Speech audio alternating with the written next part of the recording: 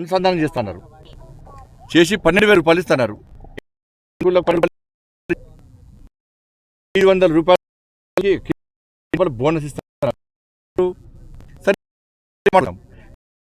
ఇప్పుడు అన్న ఈ నష్టపోయిన రైతు కనీసం ఎంత ఇస్తారో చెప్పండి. ఎకరానికి పెట్టుబడి పెట్టేవాళ్ళు పెట్టుబడి ఇలా ఒకరు గుర్తించాలి రైతాంగం. ఇవాళ ఏపీ కానీ మీకు ఒక్కొక్క ప్రభుత్వము ప్రభుత్వం ఆ సబ్సిడీ ఇవ్వకుంటే ఒక్కొక్క దాదాపు 50,000 రూపాయలు పెట్టుబడి వస్తుంది. ప్రభుత్వం దాదాపు 20,000 ఇస్తున్నది ఇవాళ.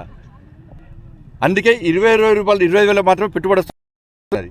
ఇలా నరేంద్ర మోడీ ప్రభుత్వం సబ్సిడీ కూడా 50,000 రూపాయలు పెట్టుబడి అవుతుంది. వాళ్ళు 40,000 రూపాయలు నష్టం జరుగుతుంది ఇవాళ.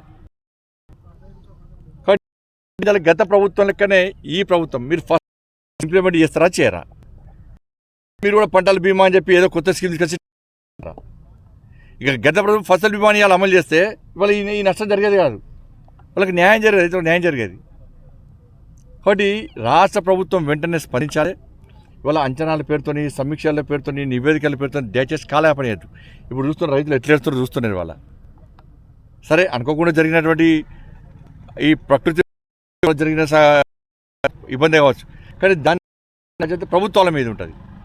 తూతు మంత్రంగా మీరు చేస్తే ఇలా మీరు ఇచ్చిన హామీలను నెరవేర్చమంటున్నాం. 15,000 రూపాయలు రైతు భరోసా పేరు మీద ఉంటున్నాం. కౌలు రైతులు కూడా 15,000 రూపాయలు ఇవ్వమంటున్నాం. ఉపాధి కూలీలకు 12,000 రూపాయలు ఇస్తున్నారు. మీరు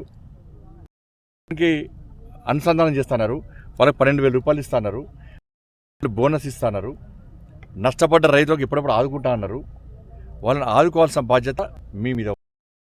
నరేంద్ర మోడీ ప్రయత్నిస్తే గత ప్రభుత్వం సహకరించాలి. కనీసం మీరన్నా సహకరించారా? బట్ ఇప్పటికైనా గత ప్రభుత్వం నివేదికల పేరుతోని కాలయాపన వేసి మళ్ళీ రైతులు నెక్స్ట్ పంట వేసుకునే దానికి టైం పాస్ చేస్తుంది. మళ్ళీ రైతులు ఆ పాతది మర్చిపోతారు. వాళ్ళకి ఏం ఆశ లేదు. మళ్ళీ కొత్త పంట వేసుకుంటారు. మళ్ళీ ప్రభుత్వం కూడా పాతది మర్చిపోతుంది. ఈ పాత హామీలు పోతాయి, కొత్త హామీలు పోతాయి, ఏ హామీలు నెరవేర్చారు. కాబట్టి ఇటువంటి పరిస్థితుల్లో ప్రభుత్వం మేము విమర్శిస్తున్నాం కూడా విమర్శిస్తలే, కొత్త ప్రభుత్వం సూచన సలహాలు ఇస్తున్నాం. మీరు ఇలా రైతులు ఆదుకునే ప్రయత్నం, ఈ ప్రభుత్వం మీద విశ్వాసం నమ్మకం ఏర్పడుతుంది. రూపాయలు వేయాలి, అకౌంట్లో 12,000 రూపాయలు వేయాలి, ఒక్కొక్క క్వింటాల్కు 500 రూపాయలు ఇవ్వాలి బోనస్, ఫసల్ బీమాను అమలు చేయాలి. నష్టపోయిన రైతులకు ఒక్కొక్క ఎకరానికి 25,000 రూపాయలు. మీరు వాళ్ళు పోయి నష్టమే, లాభం కాదు, వాళ్ళు పెట్టుబడే. వాటికి ఇలా ఈ ప్రభుత్వం ఉంటుంది.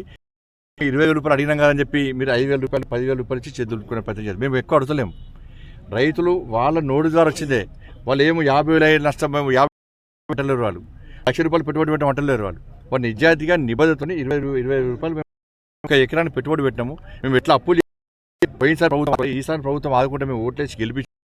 కాబట్టి ఈ ప్రభుత్వం ఆదుకోవాలని చెప్పి ప్రభుత్వం కోరుతున్నారు. కాబట్టి దయచేసి ప్రభుత్వం వెంటనే స్పందించి ఒక్కొక్క ఎకరాకు కనీసం 20,000 రూపాయలన్నా వాళ్ళకి ఎలా మీకు ఎక్కువ ఉంటే ఇంకెక్కువ ఇబ్బంది లేదు. కాబట్టి మళ్ళీ దీన్ని ప్రభుత్వం ఏం చేస్తుంది, మీరు ఈ వెంటనే స్పందించాలి, వాళ్ళకు ఆదుకోవాల్సిందిగా భారతీయ జనతా